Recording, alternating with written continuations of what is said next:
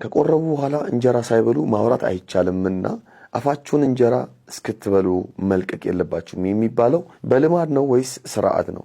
ራእየ ማርያም ላይ እንጀራ ሳይበሉ የሚያወሩ የሚል ስላየው ነው ብለዋል።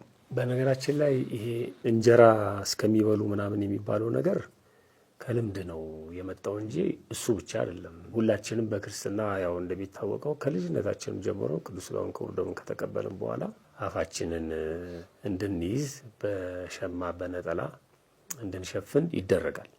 ያ የሚደረገው ለምንድን ነው የሚለውን ነው ማየት ያለብን መጀመሪያ ማለት ነው። ለምንድን ነው እንደዛ የምናደርገው? የመጀመሪያው ለአክብሮት ነው። በቃ ከተቀበልን በኋላ ማክበራችንን ነው የሚገልጸው ይሄ ማለት ነው። ማክበር ነው። ያ የተቀበልንበትን አፋችንን እናከብራለን። ለቅዱስ ሥጋው ለክቡር ደሙ ክብር ነው አፋችንን የምንይዘው።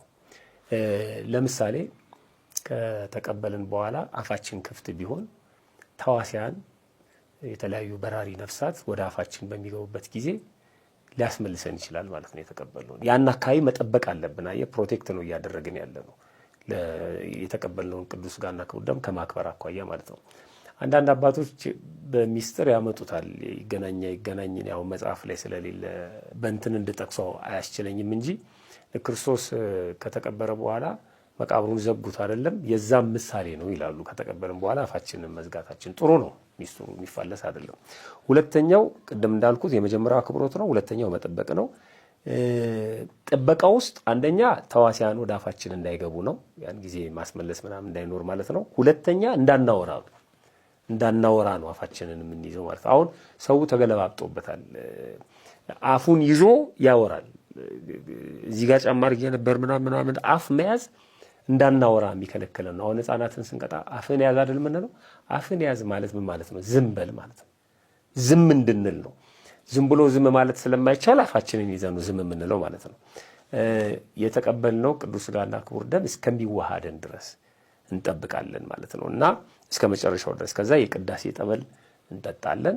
ውጭ ከወጣን በኋላ ደግሞ እህሏ እንቀምሳለን። ኦልሬዲ በደንብ ስለተዋሃደን ወደ መደበኛው ህይወታችን እንገባለን ማለት ነው። በዚህ በመጽሐፈ ኢዮብ ምዕራፍ 40 ቁጥር 4 ላይ እነሆ እኔ ወራዳ ሰው ነኝ ካለ በኋላ የምመልስልህ ምንድነው? እጄን ባፌ ላይ እጭናለሁ ይላል። የምመልስልህ ምንድነው? አልናገርም ነው አይደል? እጄን ባፌ ላይ መጨመር አለመናገር ማለት ነው። ስለዚህ እንዳናወራ ስንናገር ምን እናደርጋለን ማለት ነው? ምራቃችን ይነጥባል። የተቀበልነው ቅዱስ ሥጋና ደም ሊነጥብ ይችላል ማለት ነው። ቅድም እንዳልኩት ተዋሲያንም ሊገቡ ይችላሉና በዚህ ምክንያት ነው እንጂ እንጀራ እስከምንበላ ድረስ አይደለም። እሱ አይደለም ስርዓቱ ማለት ልንበላም ላንበላም እንችላለን። እንጀራም ላንበላ እንችላለን፣ ሌላም ነገር ልንበላ እንችላለን። ትልቁ ጉዳይ ግን ወደ መደበኛው ስራችን እስከምንገባ ድረስ ከቤተ መቅደሱ እስከምንወጣ ወደ ቤታችን እስከምንደርስ ድረስ ያን ሥጋ ወደሙ የተቀበልንበትን አፋችንን ማክበር አለብን። ከዛ በኋላ ቤት ውስጥም ቢሆን በአግባቡ ነው የምንመገበው። እስከምንጠግብ ድረስ መብላት የለብንም። ምራቃችንን መትፋት የለብንም። እነዚህ ከመትፋት ጋር የተገናኙ ምግቦችን መብላት የለብንም። ለምሳሌ ሸንኮራ ሊሆን ይችላል፣ አኝ ከምንተፋቸው ብርቱካን ሊሆን ይችላል። አኝ ከምንተፋቸው ምግቦች አንመገብም እስከዛ ድረስ ማለት ነው። በስነ ስርዓቱ ተመግበን ራሳችን መጠበቅ አለብንና ከዛ አንጻር ነው እስክንበላ ብቻ የሚለው ያቀለዋል። እንጀራ እስክንቀምስ የሚለው ለሥጋው ደግሞ ክብርና እንዳናወራ ነው ይሄን የምናደርገው ማለት ነው። ብዙ ጊዜ ቅዱሳን መጻሕፍት እንደነዚህ አይነት ጉዳዮችን አጠንክረው የሚጽፉት ለቅዱስ ቁርባኑ ለሥጋው ደግሞ ትልቅ ጥንቃቄ እንዲኖረን ከማድረግ አንጻር ነውና የተጠቀሰው። በጣም መልካም። የመጨረሻ ጥያቄያችን ቃለ ሕይወት ያሰማልን መምህር፣ አንድ ጥያቄ አለኝ። በዓለም በትዳር ሲኖሩ ቆይተው የሚመነኩሱ ሰዎች በገዳም የማይኖሩት ለምንድን ነው? በዓለም እየኖሩ የምንኩስናን ሕግ ጠብቀው መኖር እንዴት ይችላሉ? በዚህ ጉዳይ ሥርዓተ ቤተክርስቲያን ምን ይላል? ምንኩስናን ለሁለት ከፍለናት ብናየው ይሻላል። ያኛው ምናኔ ነው፣ ከዓለም ወጥተው የሚኖሩት ማለት ነው። ይሄ ጥያቄ ለገዳሞቻችን ያለው የእውቀት ሁኔታ አናሳ የሆነ ይመስላል። ገዳሞቻችንን አለመረዳት አለማወቅ ይመስለኛል። እና ገዳሞቻችን የተጋድሎ መካኖች ናቸው፣ የተጋድሎ ቦታዎች ናቸው፣ የሥራ ቦታዎች ናቸው። ለሌላው የምንኖርባቸው የሌላውን ነፍስ የምናተርፍባቸው ናቸው እንጂ ወደዛ ገዳም ከጃጀን በኋላ ከደከምን በኋላ ነገሮችን በሙሉ ከተውን በኋላ የምንሄድበት አይደለም። ጥያቄያችን አሁን የመነኮሰው በሙሉ ገዳም መሄድ አለበት የሚለው ውስጥ ነው ያለው። የመነኮሰው ሁሉ ገዳም መሄድ የለበትም። መንኩሶ በዓለም ውስጥ ዓለሙን ገዳም አድርጎ መኖር ይቻላል። እኛ እንደውም ክርስቲያኖች ስንመሰል እኮ በበግ የተመሰልነው ለዚህ ነው። ኃጥአን በፍየል ጻድቃን ደግሞ በበግ የተመሰልንበት አንዱ ምክንያት በግ በሁለቱም የአየር ንብረት ትኖራለች፣ በቆላም በደጋም። ፍየል ግን በቆላ ብቻ ነው የምትኖረው። ስለዚህ አንድ ክርስቲያንም በገዳምም በዓለምም መኖር ይችላል። መንኩሶ በዓለምም መኖር ይችላል፣ መንኩሶ በገዳምም መኖር ይችላል። የመነኮሰ በሙሉ ገዳም ይግባ የሚል ፕሪንሲፕል የላትም ቤተክርስቲያን። ቢኖር ጥሩ ነው፣ ፈተናው ከባድ ስለሆነ ማለት ነው። ግን እንዴ አሁን ለምሳሌ የስንክሳሩን ስናነብ የብዙ የመነኮሳትን ገድል ስናነብ ከተማ መጥተው አይደለም እንደ ሚስጥር ሲነግሩን የነበረው ሲያስተምሩን የነበረው አይደለም። መጥተው ስራቸውን ሰርተው ግን ሄደዋል። ከተማ በጭራሽ ለመነኮሳት አይመችም አይደለም።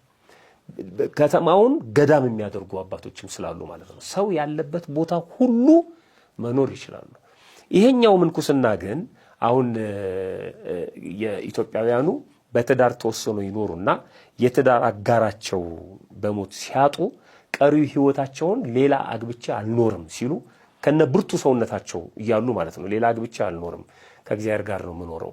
ደግሞ ዝም ብሎ ሲኖሩ ደግሞ ጥያቄም ሊመጣ ይችላል። የጋብቻም የምንም ያ እንዲቆርጥ ወደ ምንኩስናው ይሄዱና መንኩሰው ይኖራሉ ማለት ነው። መንኩሰው መኖር ማለት ከዚህ በኋላ አላገባም፣ ለባሌ ያሉን ዓለም ለኔም አይሆነኝም፣ ከእግዚአብሔር ጋር ብቻ መኖር እፈልጋለሁ ብለው ራሳቸውን ለእግዚአብሔር አሳልፈው ሰጥተው ይኖራሉ ማለት ነው። ስለዚህ እነዚህ ገዳም ሄዶ መኖር አይጠበቅባቸውም። ባሉበት ቦታ ግን ራሳቸውን ለእግዚአብሔር ጃንደረባ አድርገው አስገዝተው ይኖራሉ ማለት ነው። በአብዛኛው ግን እኛ የምናደርገው አሁን ከጃጁ በጣም ከደከሙ ካረጁ በኋላ ነው የሥርዓተ ምንኩስና የሚፈጸምላቸው በአብዛኛው ማለት ነው። እነዚህ ሰዎች አሁን ዓለም ራሷ ከተወችን በኋላ ዓለምን ትቻለሁ ማለት አይቻልም። ዓለም ሳትተወን ነው ዓለምን መተው ያለብን እና ፋላሲ አለ። የከደከምን በኋላ ወደ ምንኩስናው የሚሄድ ስርዓት ከቅርብ ጊዜ በኋላ የመጣ ነው። እንደሱ አይደለም። ባይሆን ይመረጣል።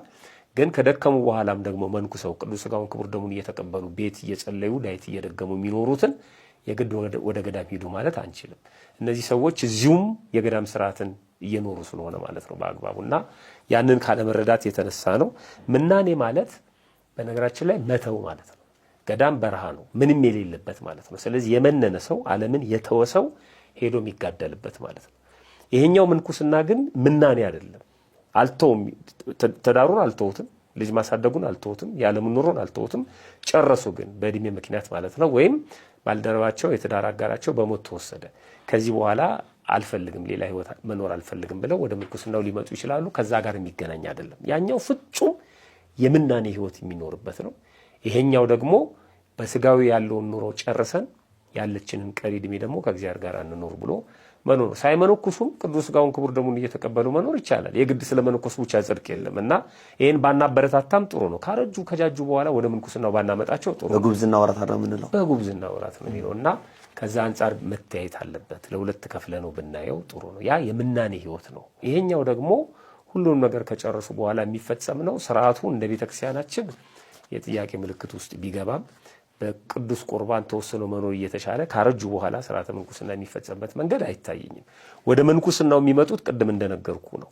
አንዱ የትዳር አጋር በአረፍተ ዘመን ገርቶት በሞት በሚወሰድበት ጊዜ ቀሪው አግብቶ መኖር በሚችልበት እድሜ ላይ ግን አላገባም ብሎ ወደ ምንኩስና የሚመጣበት ስርዓት ነው ይሄ እንጂ ዓለም ከናቀችው በኋላ ካረጀ ካፈጀ በኋላ የሚመጣበት ስርዓት አይደለም። እሱ እንደተጠበቀ ሆኖ ያም ቢሆን ግን የግድ ወደ ገዳም ገብተህ በምንኩስና ኑር የሚል ሕግ አይኖርም። እዚሁ ሆኖ መኖር ይችላል። ሁለተኛ ነገር ደግሞ በምድር ሲኖሩ ያፈሯቸው ልጆች እንደተባለው አሁን አንዱ ቢያርፍ ጡረታ ሊኖር ይችላል። እናቶች የምናውቃቸው እማሆይ እየተባሉ ጡረታ ሊቀበሉ ይመጡ ልጆቻቸውን የሚያሳድጉ የልጅ ልጅ የሚያሳድጉ እዛው በከተማ ኖረው ምንኩስናውን መንኩሰዋል።